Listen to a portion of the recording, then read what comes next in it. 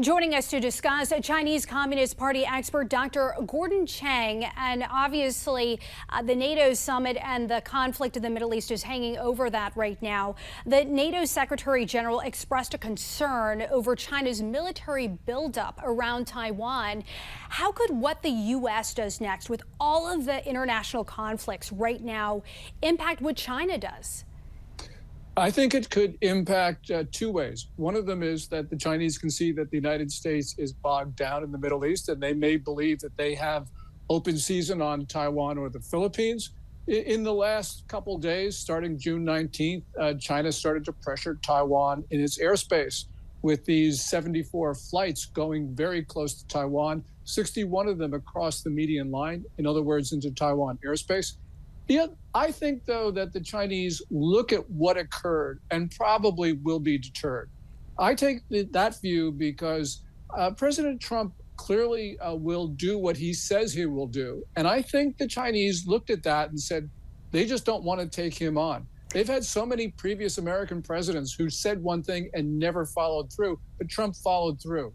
So is it your opinion that we're kind of in this, or they're kind of in this wait and see mode, or how big of a possibility of China acting on Taiwan do you see? I mean, could we be looking at soon the next war in East Asia? Well, we could always be looking at the next war in East Asia, and it's not just Taiwan. I think there's a bigger risk of war against the Philippines. Because also in the last 3 days, we saw these more than 50 maritime militia ships of China swarming Iroquois Reef of the Philippines in the South China Sea. Beijing is engaged in some very belligerent activities against the Philippines. Some of them may be even constituting acts of war. So it could be anywhere, Didi, not just Taiwan.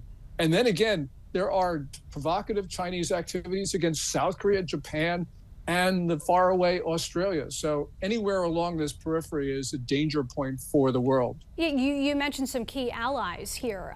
The president touting the pledge to hike defense spending among NATO members, as I mentioned, that ongoing, the summit right now.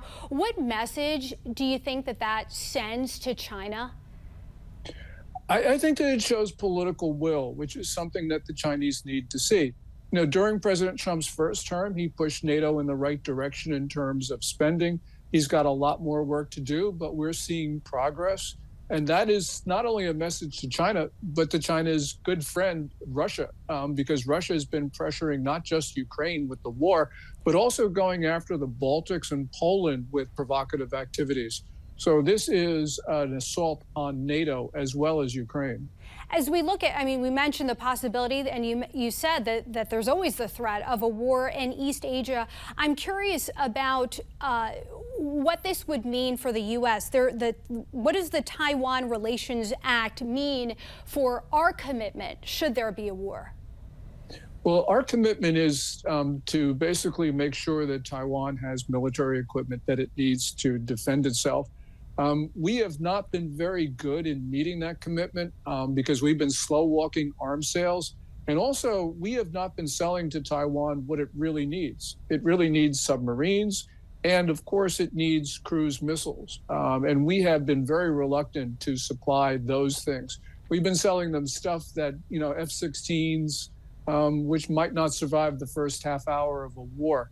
But clearly, when we have troops on the ground in Taiwan, as we have some advisors, that sends a message to Beijing that we've got a tripwire there, just like we have a tripwire in South Korea with our troops in the Republic of Korea. Well, speaking of key resources, oil, one of them, and one of the world's most contested waterways, the Strait of Hormuz, has become front and center with the conflict in the Middle East, but also closing the strait would hurt China. How could that closure, explain to us how that could choke the economy of one of Iran's allies, China? Well, 50% of China's oil passes through the Strait of Hormuz. So if it's closed off, China then runs out of oil eventually, probably has to draw down its strategic petroleum reserve, which it certainly doesn't want to do because it's been building it up in preparation for war. But also what it does is it rocks global oil markets, and that hurts China as well. So the psychological impact is also great. Yeah, countries globally watching this. Dr. Gordon Chang, it's always an interesting discussion. Thank you for joining us on the National News Desk. Thank you, Dee Dee.